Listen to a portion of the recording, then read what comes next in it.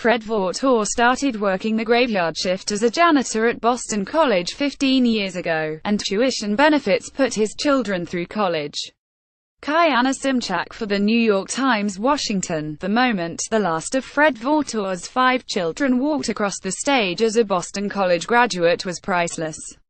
Not only did he have the rare distinction of handing each of them their diplomas, but he was also able to pay for their nearly 18 years of schooling by collecting trash, scrubbing toilets and mopping floors while the campus slept. As much as I struggled, it was incredible to be able to do that for them, said Mr. Vautour, 64, who has worked the graveyard shift as a custodian at Boston College for 17 years. I took this job for benefits, but never imagined this would be one of them. It may not be one for long, or at least could be severely curtailed. The sprawling House tax bill, set for a vote on Thursday, would tax the value of college tuition benefits conferred on thousands of university employees like Mr. Vautour, one of several provisions that would hit colleges, universities and their students hard. Republicans drafted the bill with the premise that it would simplify the nation's tax code and cut rates for middle-income Americans. To help pay for the $1.5 trillion tax cut, lawmakers eliminated many individual tax breaks, arguing the overall plan would compensate for any lost benefits.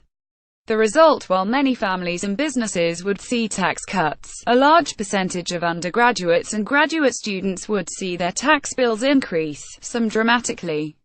In addition to campus employees, many doctoral students would see huge tax increases, since the tuition that universities waive for them in exchange for working on campus as researchers and teaching assistants would be deemed taxable income.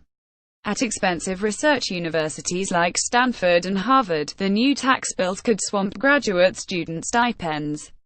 And if students take out more loans to pay their new taxes, they would face another surprise under the House bill: interest paid on student loans, a deduction that more than 12 million people used in 2015, would no longer be tax-deductible. These benefits ensure the brightest and best in the country can continue to afford an education, said Stephen M. Bloom, Director of Governmental Relations for the American Council on Education, which represents 1,800 college and university presidents across the country. Congress is sending a clear message that they'd rather use that money for corporate tax breaks.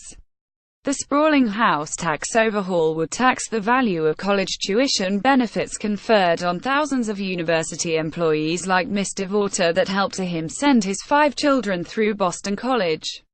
Kayana Szymczak for The New York Times. The Senate bill being drafted this week leaves out most of the higher education provisions in the House bill.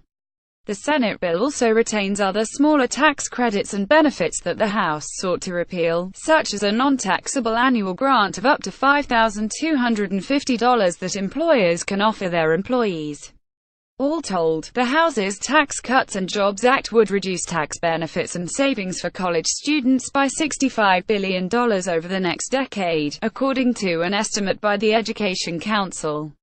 House Republicans defend the higher education provisions as contributing to the tax bill's larger economic goals. The Tax Cuts and Jobs Act is focused on providing tax relief and increasing take-home pay for Americans of all walks of life, including people working to pay off tuition and other education costs, a House Ways and Means spokeswoman said in a statement.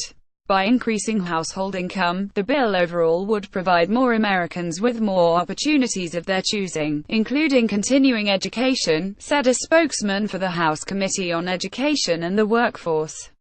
But students and advocates say the higher education provisions actually undermine what is supposed to be the central aim of the tax overhaul: to bolster the middle class. Even some Republicans who praise the tax bill are uneasy about some of the higher education provisions. Representative Rodney Davis, Republican of Illinois, wrote the chairman of the House Ways and Means Committee, Kevin Brady of Texas, that tax-free assistance in higher education is essential. We can make an even bigger impact by taking this opportunity through tax reform to confront the impending student debt crisis and to address access to higher education, he wrote. The careers of more than 145,000 graduate students who are attending college for free are at risk, according to an estimate by the Education Council.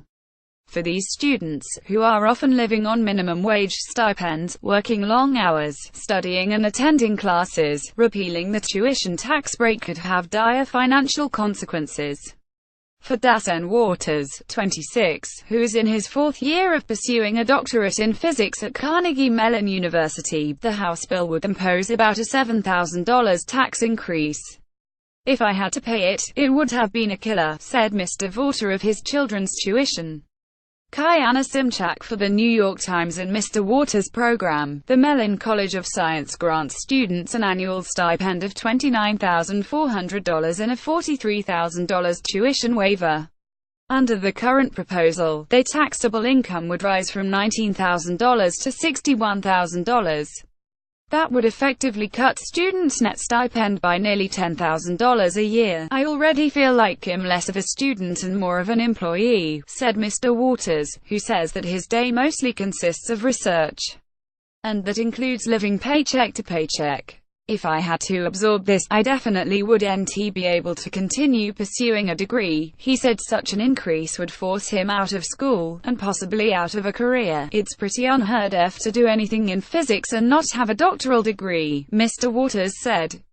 According to the Education Council, more than 60% of the students who would be affected are in science, technology, engineering and mathematics, research fields that have drawn the praise of Republicans, including President Donald Trump, in recent months. The Association of American Universities, which represents 60 research universities, including Carnegie Mellon, said the tax plan threatened the viability of their doctoral programs. The universities award nearly only half of all American doctoral degrees and 55% of those in the sciences and engineering.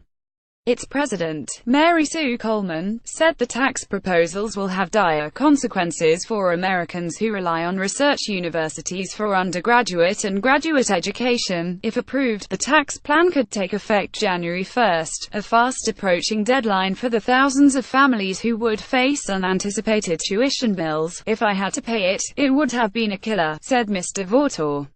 When he started at Boston College as a cook in 1994, he was making $10.65 an hour, and time tuition was about $25,000.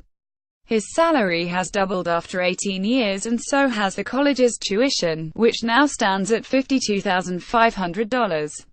His children rounded out their financial aid with scholarships and small federal loans, and Mr. Vautour paid only about $3,000 per year for other expenses. A survey by College and University Professional Association of Human Resources found that of 300 schools that had employees receiving the tuition benefit, 50% earned $50,000 or less and 78% earned $75,000 or less. "It's not going to hurt the people who can afford college anyway," Mr. Vautour said.